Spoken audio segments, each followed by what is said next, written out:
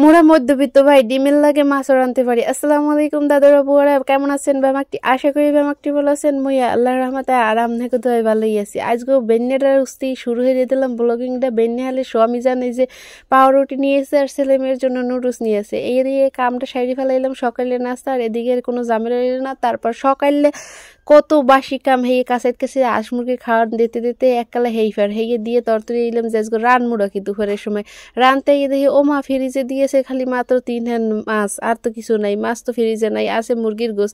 দেশি মুড়া খাইতে খাইতে মুড়ে মানে জিভ রে সর পড়ে গেছে, আর খাইতে সরে না হানার দেশি মুড়া। এরপর কি হলাম, দৌড়েই গেলাম যে মুরগির ডিম বা হাঁসের ডিম একটা লই লই এবার 3 মাছের লাগে এক লাগে মিলেই রান্ধি। ওদের মাইয়ের কইলাম, মাইয়া মোর একটু পানি এনে দিতে পারো, স্বামী বাড়ি যেয়ে তো কত কাম হইরে খাওয়াবি, মায়ের একটু কাম হইরে খাওয়া।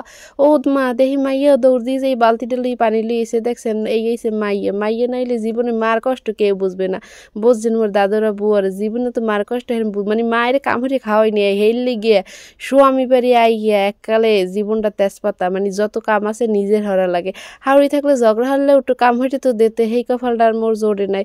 ওদের কইলাম না যে মাছের লাগে হইছে মধ্যবিত্ত মোরা মাছের লাগে ডিম ওরাইতে খাইতে। এই যে দেখতে পাইতেছেন 3 মাছের লাগে ডিম ভাইজে দিয়ে ওদের রাঁধছে। এই সে স্বামী জান মোর ভীষণ পছন্দ যে ডিম ভাইজে আলু দিয়ে রান্ধা, এই সে মোর স্বামী জানের ফেভারিট খাওয়ার। ওদের স্বামী জানের ফেভারিট খাওয়ার রানলে হইবে, মোর একটু ফেভারিট খাওয়ার রানতে হইবে না। এর মধ্যে সব কিছু তরকারি মরকারি দিয়ে মানে সব পদের এই শীতকালের দিনে মোর আনাইলো 5 কেজি ওজন বাড়বে খালি এই তরকারি খাইয়ে। কারণ তরকারি তো হুদে খাওয়া যায় না ভাত খাইয়ে। এই তরকারিটা রানলে বিভিন্ন মানে সব পদের তরকারি এক লাগে মিলেই মুই রান্ধি। আর এইটা অল্প তেল অল্প মশলা দিয়ে রান্ধি, কিন্তু কি যে স্বাদ হয়। কারণটা কি, শেষে যে ইচ্ছা মতো ধনে পাতাটা দিই।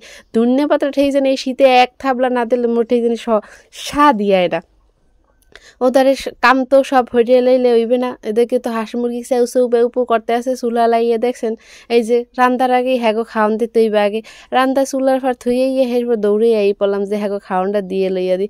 এদিকে যে এক পদের খাওয়ান কত পদের খাওয়ান মিলিয়ে হ্যাগো লাগে রানতে হয়েছে। ওই যে দেখতে পাইতেছিল না চাউল ওই আদা জাল হেদ্দ হরে, মানে চাউল আদা হেদ্দ হরে হেইয়ের ভিতরে আবার এই যে কুড়ো ফ্যাট মানে আগের দিনের ভাতের মার হেইয়ের লইয়া হের ভিতর বিভিন্ন পদের আইটেমের খাওয়ান মাইকে যে কে যে লই যাইতেছি। দেখছেন মোরে দেখকেই চারিদিক দিয়ে দৌড়েই ফালাই আইতেছে। আপনারা যে কন যে বুবু কি করেন আপনি বাড়ি বুইয়ে, এই যে দেখতে পাইতেছেন এনাকে সেবা যত্ন করতে করতে মোর জীবনটা তাফা হয়ে গেছে।